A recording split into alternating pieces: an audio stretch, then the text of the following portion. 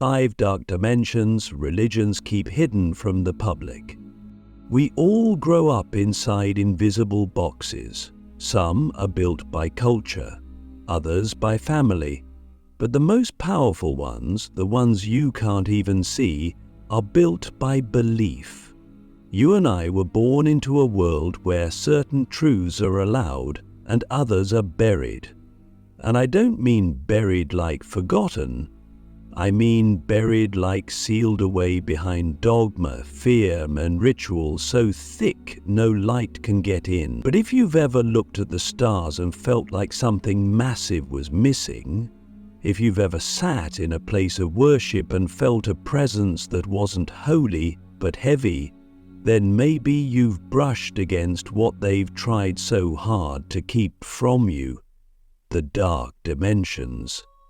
The forbidden layers of reality that religions for centuries have chosen to guard with silence or disguise with metaphor.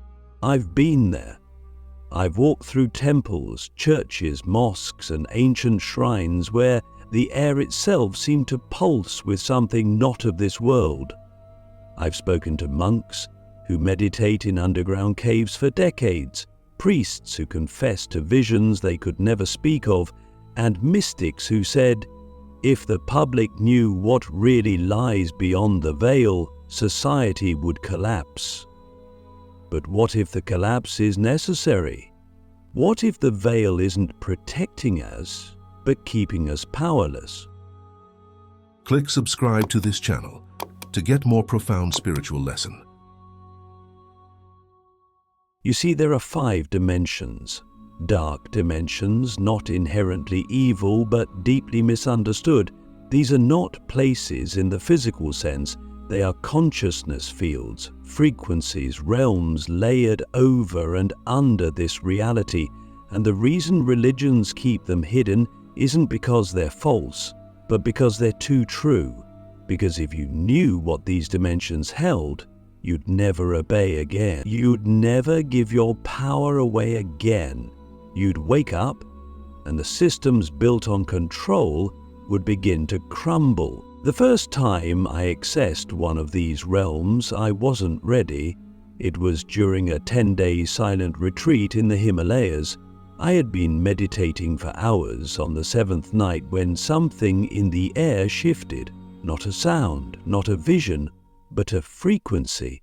It was like the fabric of the world around me had shifted, like I had dropped into a different layer of existence. And in that moment, I saw them, not with my eyes, but with something deeper. Beings, forms, watchers. They were not malevolent, but they were not comforting either. They were there, observing, waiting. The moment I acknowledged them, the atmosphere thickened. My body shook, not out of fear, but recognition.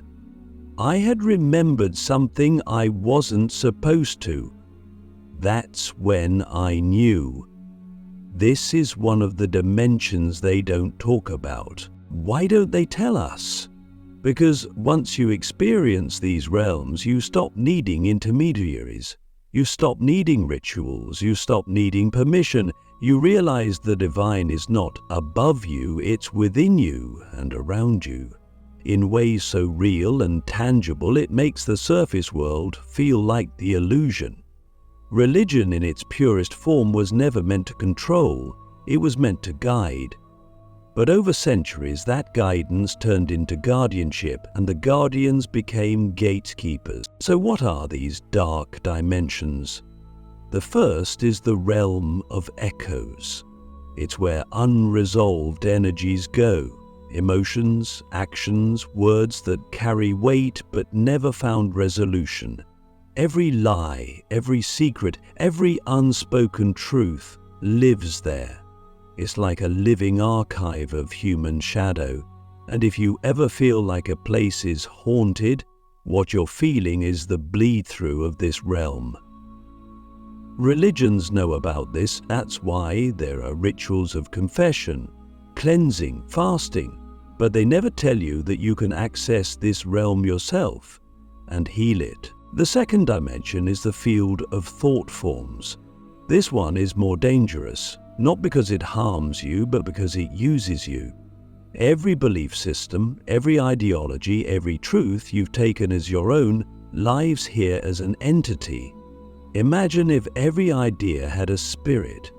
Now imagine billions of believers feeding those spirits with emotion and repetition. Over time, these thought forms become sentient. They begin to influence their creator. This is why religions fear heresy, because doubters weaken the form.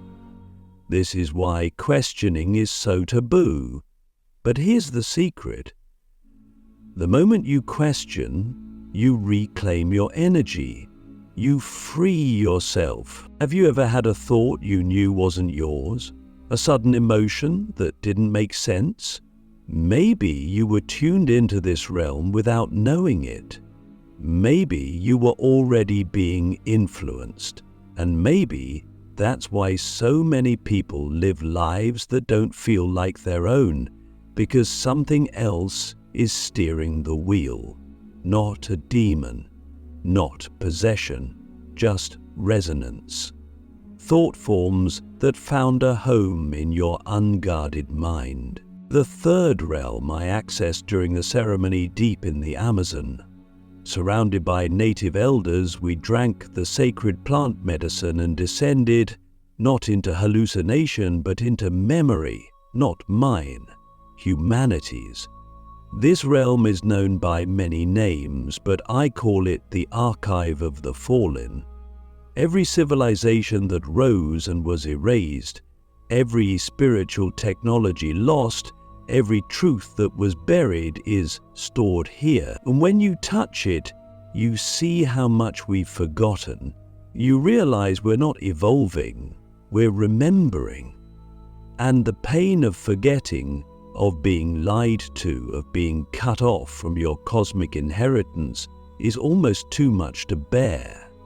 No religion can function if you access this archive, because once you do, you don't worship anymore, you embody. So ask yourself, what if your intuition wasn't just a personal gift, but a thread connecting you to these hidden realms? What if your dreams, your synchronicities, your moments of déjà vu were whispers from dimensions you've been taught to ignore? And what if the reason you've always felt like an outsider, like you didn't quite belong in this world, is because your soul remembers the others? We're taught to fear darkness, but darkness is not evil. It's unintegrated, it's unknown. It's the soil in which light grows, and these dimensions, these forbidden realms, are not here to destroy you, they're here to awaken you, but only if you're willing to see with your inner eyes, only if you're willing to question what you've been told is sacred, and instead find what is true. So I leave you with this question. If everything you believe was planted in you by someone else, what do you actually know? And if that answer scares you, good. That means the veil is lifting. The inverted temples, where light was turned against us. There's something we need to confront now, something most people never dare to touch, and it's this. The ones who keep the doorways shut to these dimensions are not always doing it out of protection. Sometimes they're doing it out of preservation. Preservation of power, of control, of carefully constructed systems that depend on your ignorance to survive. We call them gatekeepers. But what if they're more like jailers? What if the institutions, the sacred halls, the holy books have been edited not just to guide you, but to keep you from wandering too far into the forest of your own consciousness? You see, once you start to awaken, once you feel the presence of these hidden dimensions, even for a second, something inside you shifts permanently. You can never unfeel it. You can never return to the shallow waters of blind belief, because your soul knows there's an ocean beneath the sand. And that's precisely where the gatekeepers step in. They don't need to burn books anymore.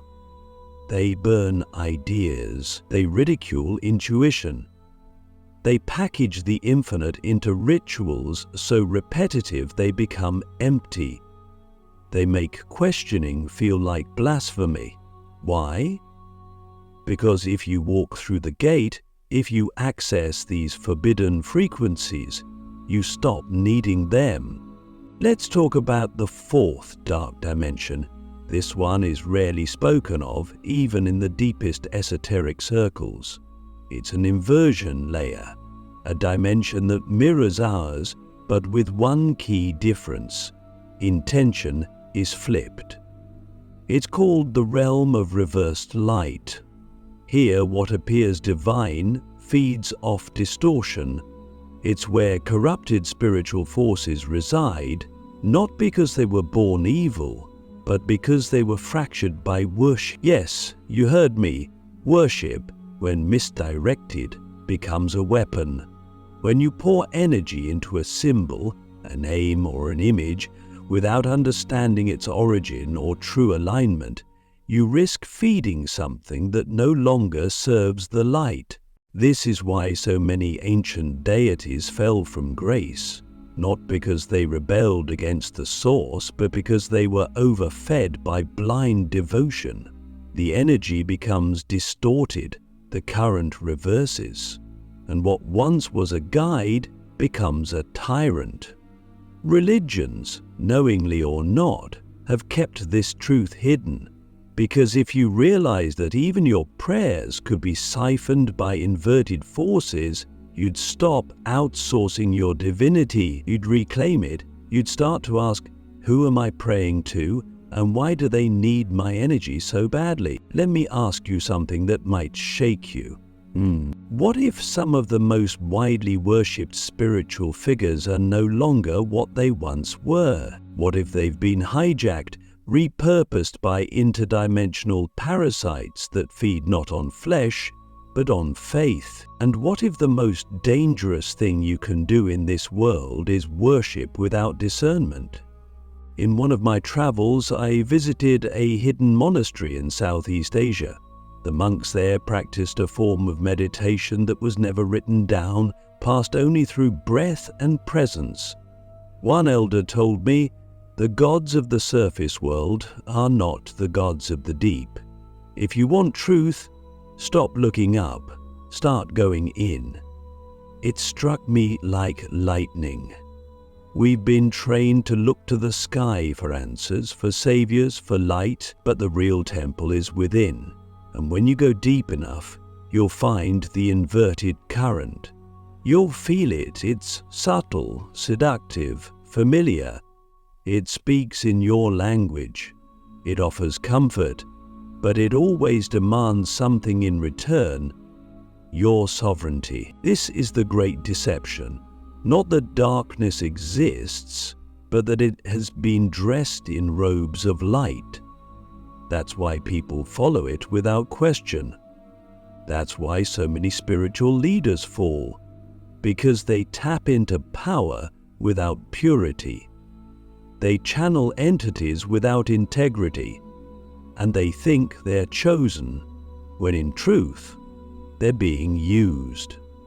But you don't have to be afraid. Fear feeds them too. What you need is awareness, stillness, the ability to sit in any presence and feel its true vibration, beyond words, beyond rituals, beyond appearances. That's what religions once taught, before they were politicized, monetized, and weaponized. At their core, they were maps, but the gatekeepers turned them into prisons. So now the question becomes, are you here to be kept safe, or are you here to see the truth, no matter how deep it goes? Because the path forward is not about escaping darkness, it's about walking through it with your eyes open. The soul harvest, why your energy is the ultimate currency. There's a place beyond belief, beyond ritual and doctrine, where the sacred was inverted so cleverly, so subtly, that entire civilizations bowed before it, never knowing they were feeding something else.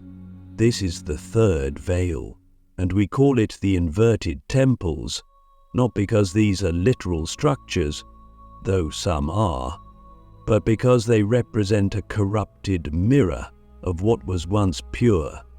Temples of the soul, temples of truth, places both within and without that once existed to align you with the infinite but have since been hijacked to keep you operating within the finite.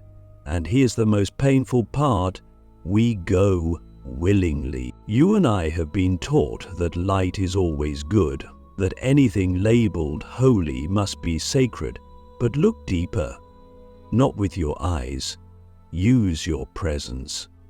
Sense the energy behind the symbol. Does it liberate or does it bind?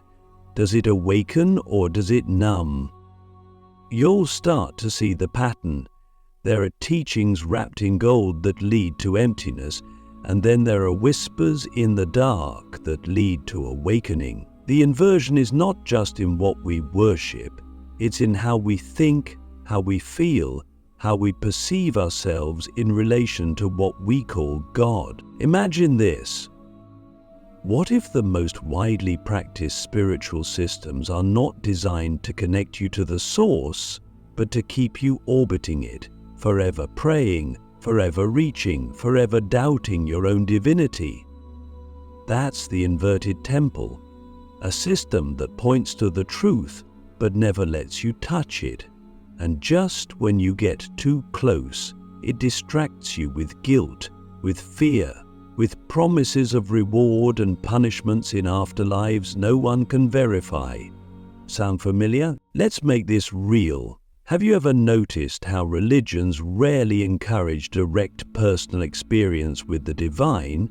They tell you to go through someone else, a priest, a prophet, a book, a ritual. But the mystics, the rebels, the ones who went too deep and came back with light in their eyes, they all say the same thing. You don't need a middleman. The infinite is already inside you. The veil isn't between you and God. It's between you and your own knowing. Now ask yourself, why would that truth be hidden? Why would direct access to the divine be considered dangerous? Because the moment you realize you are a temple, you stop kneeling in someone else's. You stop feeding the inverted structures. You stop energizing the systems designed to keep you small. I once sat with a man in the Andes. He had no title, no followers, no social media. But when he looked at me, I felt like my soul had been seen for the first time. He whispered, "They turned the source into a king so you would forget it's a mirror." That sentence unraveled years of conditioning. I realized we'd projected authority onto the divine. We've made it sit on a throne, far away, unapproachable, so that we never dare to look within and see that same light burning in our own heart. Inverted temples are not just buildings or religions. They are thoughts, structures in the mind. They are the inner altars where you sacrifice your truth for acceptance, your intuition for obedience, your fire for comfort. And each time you do, you feed the false light, the one that looks like salvation but smells like control. So what do? We unlearn. We sit in silence long enough to hear the difference between programmed faith and embodied knowing. We observe the energies we've been feeding and ask, what am I giving my power to, and what am I receiving in return? That exchange is everything, because if you're always giving and never awakening, you're not worshipping, you're being harvested. You are not a sinner trying to be good. You are a sovereign soul remembering its original blueprint. And the path back is not up, it's in. It's down. into the subconscious, into the shadow, into the dark dimensions that hold the pieces of you that were deemed unworthy by structures that feared your wholeness. So I leave you with this. What if the real temple is the one you've been avoiding? Your own body, your own story, your own stillness? And what if reclaiming that temple is the most radical act of spiritual rebellion you could ever commit? The final awakening you were never meant to obey. If you've made it this far, you already feel it. That pull in your chest, that deep hum in your bones. This isn't just information, it's remembrance. It's something ancient inside you waking up, piece by piece, breath by breath. And now we arrive at the final veil, the most hidden truth, the one so powerful that entire systems were built to keep it from ever reaching your conscious awareness. It's what I call the soul harvest, and once you see it, you can never unsee it. Let's begin with a question that should shake you awake. What if your energy, your emotional, mental, spiritual energy is the most valuable currency in the universe? Not your money, not your labor, not even your time. Your energy, your attention, your frequency. Every thought you believe, every emotion you dwell in, every belief you reinforce, it's not just passive, it's generative. It feeds something, and what you feed begins to feed on you. Now imagine millions, even billions of people collectively channeling their energy into the same rituals, the same figures, the same systems, every week, every day for centuries. Where do you think that energy goes? Do you think it just disappears? No, it's collected, amplified, stored, used, and not always by the forces you think. This is the dark truth religions never wanted you to find. The divine you've been taught to serve may not be who or what you think it is. I'm not saying there is no God. I'm saying the source is not what they've portrayed. Not a being, not a male figure, not a jealous deity demanding submission. The source is consciousness itself, infinite, formless, alive in every atom, including you. And when you realize that, you step out of the harvest. You unplug from the matrix. You stop leaking your energy into false narratives and start channeling it back into your own becoming. But that's exactly what the soul harvest is designed to prevent. It thrives on your fear, on your guilt, on your sense of unworthiness. It whispers, you must earn love. You must be saved. You are fallen. And in believing it, you lower your frequency. You become easier to influence. You become a battery. And the scariest part is, it feels normal. It feels like tradition. It feels like faith. I once met a former high-ranking priest who left everything behind after a near-death experience. He told me, we were taught to direct energy through prayer, but no one ever told us where it was going, only that it was holy. He paused and said, but what if the direction matters more than the intention? That question cracked me open, because intention is powerful, but direction is sacred. If your energy is directed into a false grid, no amount of purity can protect you from being drained. So how do we reclaim it? We begin by noticing where our energy flows. Every belief that makes you feel small, question it. Every tradition that demands obedience, pause. Every voice that tells you you are separate from the divine, silence it. And then turn inward, not to escape, but to remember, to feel what's already alive inside you. That's how we stop the harvest. We stop feeding it. We stop outsourcing our divinity. We stop believing we're broken. because you were never meant to obey. You were meant to awaken, to rise, to embody the infinite, not just worship it from a distance. And that's the final dimension, the most hidden one, the one inside you. The one they tried to bury under centuries of shame and fear. But it's still there, waiting for you to stop looking outside and ask the only question that truly matters. What if the God you've been searching for is the one looking through your eyes right now? You are not here to serve the systems.